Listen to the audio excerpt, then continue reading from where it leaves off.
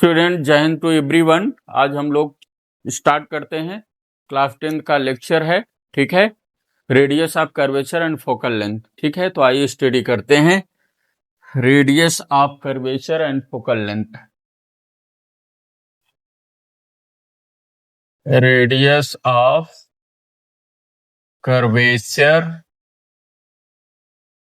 Radius of curvature and focal length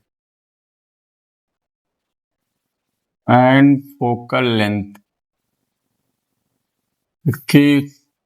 तो पहले हम लेते हैं किसके लिए, फॉर कॉनकेव मिरर के लिए, ठीक है। पहला ये लेते हैं for concave mirror. Concave mirror के लिए हम देखते हैं, ठीक है। कॉनकेव मिरर को हमें समझना है। तो देखिए भाई, ये आपका होता है concave mirror, radius of curvature and focal length में। ये कर्वेचर कहा जाता है क्योंकि हालो स्फीयर का ये छोटा सा जब ये पार्ट है तो इसको हम कर्वेचर बोलते हैं, ठीक है। और इसके जो, अगर इसको मिड पॉइंट में जो डिवाइड करने वाला पॉइंट है, इस कर्वेचर को दो पार्ट्स में डिवाइड करने वाला जो पॉइंट्स होता है, मिडिल पॉइंट्स होता है, उसको हम बोलते हैं पोल। अब ये ऐसे अंदाजा लगाएं कुछ, तो इसके सर्किल सेंटर ऑफ कर्वेचर, ठीक है, सेंटर ऑफ कर्वेचर यहां कहीं होगा। तो सेंटर ऑफ कर्वेचर और पोल से पास करने वाली ये जो लाइन होती है, इस लाइन को हम बोलते क्या भाई, प्रिंसिपल एक्सिस, ओके। तो सेंटर ऑफ कर्वेचर और पोल के बीच की जो डिस्टेंस होती है उसको हम बोलते हैं रेडियस ऑफ कर्वेचर। तो ये क्या कहा जाता है भाई, रेडियस ऑफ कर्वेचर कहा जाता है, ठीक है। अब ये कहें कि अगर इसके रे पैरेलल, अगर कोई रे इसके पैरेलल अगर ये पास करती है तो कहां से होके जाती है, बेंड कर जाती है, फोकस से होके जाती है। तो ये फोकस पॉइंट को, जिस पॉइंट प्रिंसिपल एक्सिस को जिस पॉइंट पे इंटरसेक्ट करती है उसको हम बोलते हैं क्या भाई, फोकस, ठीक है। इसको हम फोकस पॉइंट बोलते हैं। अब इसकी the distance between focus and pole is known as focal length. ये आपका हो जाएगा फोकल लेंथ हो जाता है। फोकल लेंथ और रेडियस ऑफ कर्वेचर में रिलेशन ये होता है कि जितनी डिस्टेंस में फोकस पॉइंट और पोल के बीच की डिस्टेंस होती है, उतनी ही डिस्टेंस फोकस और क्या हो जाती है, सेंटर ऑफ कर्वेचर के बीच की होती है। यानी ये भी डिस्टेंस आपकी एफ होती है, फोकल लेंथ एफ होता है, ठीक है। तो एफ ये हो जाता है, एफ ये मिला के हो जाता है 2f। तो क्या हो जाएगा भाई, F plus F is equal to किसके हो जाएगा, ये आर के इक्वल टू एफ प्लस, यानी 2f कर दो। 2f is equal to R, F is equal to R by 2। ये आपका हो जाता है radius of curvature and focal length में रिलेशन। लेकिन यहाँ पे आप इसकी बात देखिए, 10th में इतना ही चीजें ये पूछता है कि रेडियस ऑफ कर्वेचर और फोकल लेंथ में क्या रिलेशन होता है इस चीज को।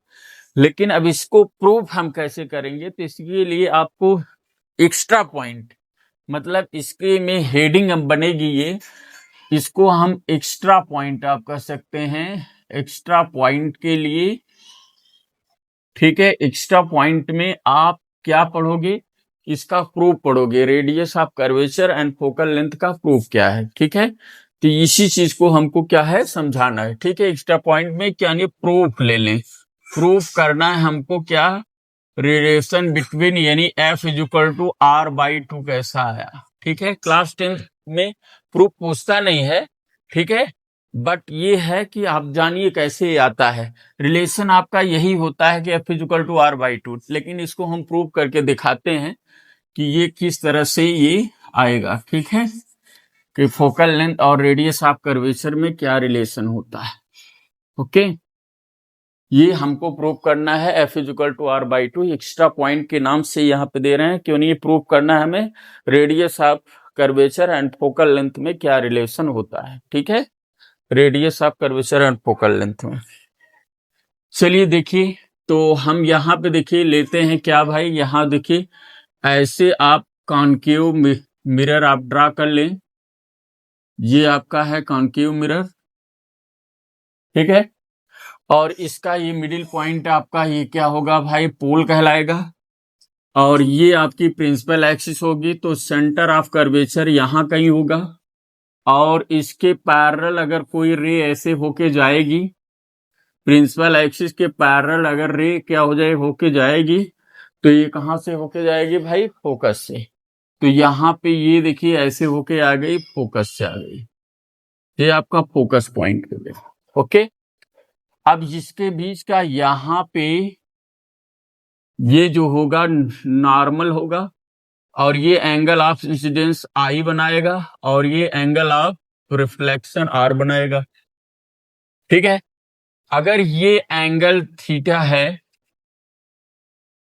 तो क्या होगा, अगर ये थीटा है तो जाहिर सी बात ये भी थीटा हो जाएगा, क्योंकि ये आपका ये जो एंगल होगा इसकी इक्वल हो जाएगा, यानी आई इक्वल टू क्या हो जाएगा, थीटा। आप देखो angle of I is equal to angle of R पढ़ेंगे, तो जितना ये एंगल होगा उतना ही ये एंगल बन जाएगा, थीटा ये भी हो जाएगा। अब ये वाला थीटा ये थीटा मिला के अगर पूरा थीटा देखे तो ये हो जाएगा कितना, बाहर निकाल के दिखाएं 2 थीटा, यानी थीटा प्लस थीटा मिला के 2 थीटा हो जाएगा। अगर ये 2 थीटा हुआ तो ये भी एंगल कितना हो जाएगा, 2 थीटा हो जाएगा, ओके। अब भाई अगर ये आप जानते रहिए ये कॉन्सेप्ट, अगर इसका एक लाइन अगर ऐसे गई है तो यहां जितना एंगल बनेगा उतना यहां एंगल बनता है, मैथमेटिकली है, ठीक है, अल्टरनेट एंगल से। तो यहाँ पे अब ये आपका क्या होगा, फोकस पॉइंट है, इसके बीच की फोकल लेंथ ही हो जाएगी एफ, ये होता है। और radius of curve, the distance between pole and centre of curvature is known as radius of curvature, ये हो गया। अब यहाँ पे पॉइंट ए मान लो, यहीं पे परपेंडिकुलर ड्रा कर दो, इसको हाइट एच मान लीजिए, ये पॉइंट आपका एम हो जाएगा, इसको हम मान लिया क्या, एम। अब देखो हम ले लें in triangle A C, ACM में अगर tan थीटा ले लेंगे तो परपेंडिकुलर आपका हो जाएगा एम, अपान क्या हो जाएगा, हाइपोटेनियस सीएम हो जाएगा। तो एम की हाइट एच है। अब देखो सीएम जो है इसको हम लिख सकते हैं किसके, सीपी के इक्वल।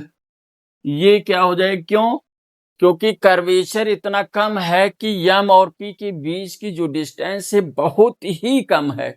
जब बहुत कम है तो यम किसको कंसीडर कर, यम किस पर कंसीडर कर लेते हैं, पी पे। तो इसलिए अब ये आप tan theta is equal to M की वैल्यू एच हो गई और सीएम माने आर हो जाएगा।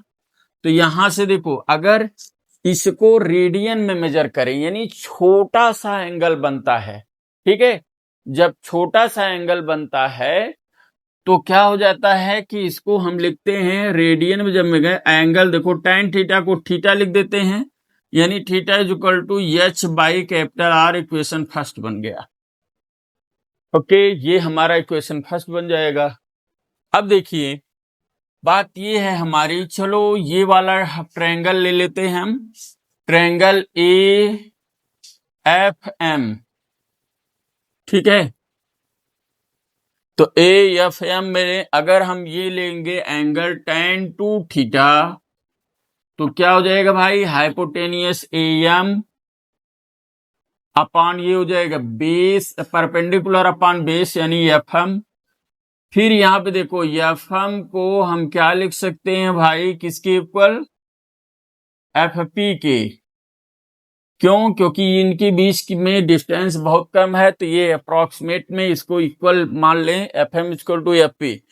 तो ये tan 2 थीटा हमारा आएगा क्या, tan 2 थीटा हमारा, ठीक है, tan 2 थीटा हमारा आएगा क्या भाई, ये आपका आ जाएगा, ठीक है।